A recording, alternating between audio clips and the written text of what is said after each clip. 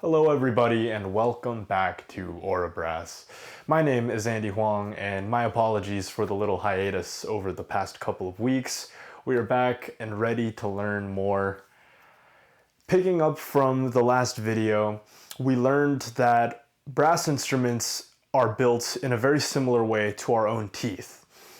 Both are susceptible to acid degradation over time and undergo very similar mechanisms. So today we're going to talk about more preventative ways to measure that other than just drinking water like I mentioned last time. We're going to get into the sort of dental aspect of things, the oral hygiene aspect of things, which is often a bridge between music and dentistry that's overlooked. It's a connection that's absolutely present and relevant. However, it's not taught as often as it should be. And my goal here is to bring that to the forefront of musicianship. So, without further ado, let's talk about red rot some more and how to prevent that, just like the cavities in your teeth.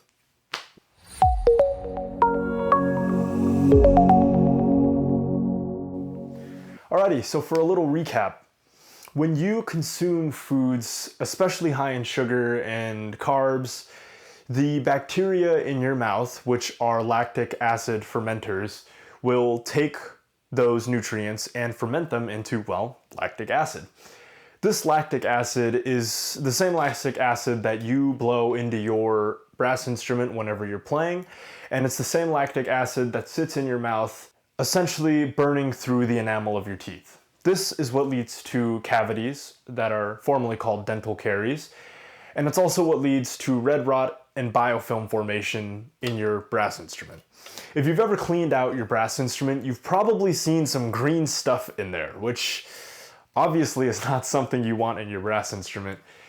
And it's essentially what's in your mouth as well in the form of plaque. So next time you see green stuff in your instrument while you're cleaning it, imagine what's going on in your mouth with the formation of plaque and calculus. They're very similar things, and the bacteria are ripping through both your teeth and your instrument the longer you let them sit in there. Now, we discussed that red rot is essentially just the dezincification of your brass instrument, which is why it's called red rot, because copper comes through and copper is, well, red.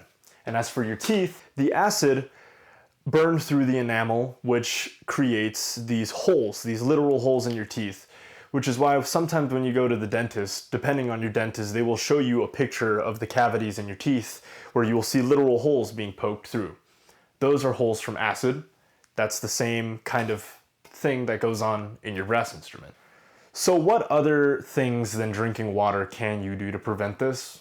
We know all too well from our visits to the dentist that we should be flossing once a day and brushing at least twice a day. This is our first line of defense against these bacteria that are growing and fermenting in the mouth. And preventing these bacteria from attacking your teeth is the same thing as preventing the bacteria from attacking your instrument.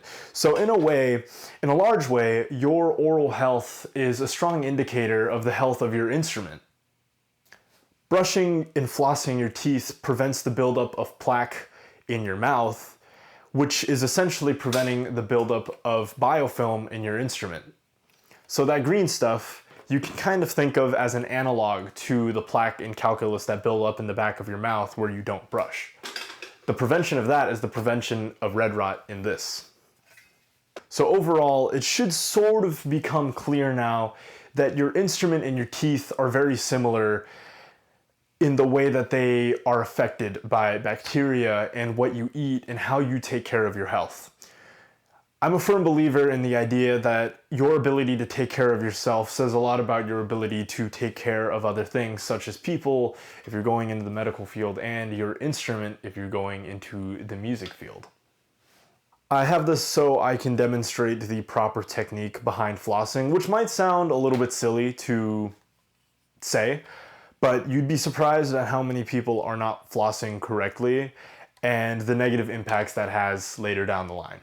Flossing incorrectly happens a lot, and it prevents the proper removal of particles and minerals from between the teeth and the gums, which you're inevitably going to end up ejecting into your instrument if you don't get rid of it properly.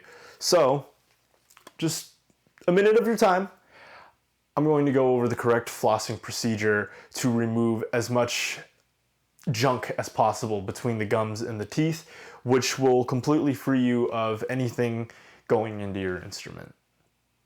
The important part of flossing is not just to get the floss between the teeth, but to get it snug under the gums and the teeth in that area called the gingival sulcus, and making sure that we're tugging back and forth 1 to 2, 3 times. And then that's going to make sure that everything that's between the lines in the gum and the teeth is removed from the mouth so that you won't be ejecting that into your instrument when you are playing. Just one more time, I'm going to do it on another set of teeth here between the central and lateral incisors. Instead of just putting the floss between the teeth, you actually want to go in between the area of the teeth and the gums, if you can see that right here, and tug that in 3 times. Remove it, and then we're going to come over here to our lateral incisor. Same thing. You're going to do that for all of your teeth. It's only going to take a couple of minutes a night. You have plenty of time to do that, and your instrument and mouth will both be thanking you. So, there you have it. An introduction to the proper technique to floss, which not only benefits your oral hygiene, but it benefits your instrument in the long run as well.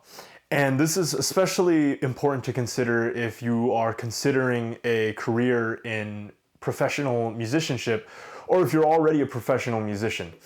This is something, to my understanding, that isn't talked about nearly enough in the music field, but it should be, because it's incredibly important and not only plays a long-term benefit to your instrument and your career, but also your health. And it's especially important to musicians, in my opinion, than most other professions, because your oral cavity and your oral health are quite literally the foundation of your career. They are the backbone behind everything you do.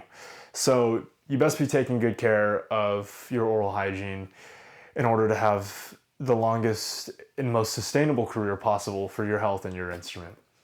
Thank you, everybody, for watching. My name is Andy Hoang. Stay safe. I will see you in the next video where we talk about common dental disorders such as TMJ and lacerations in the mouth because of overplaying and improper technique.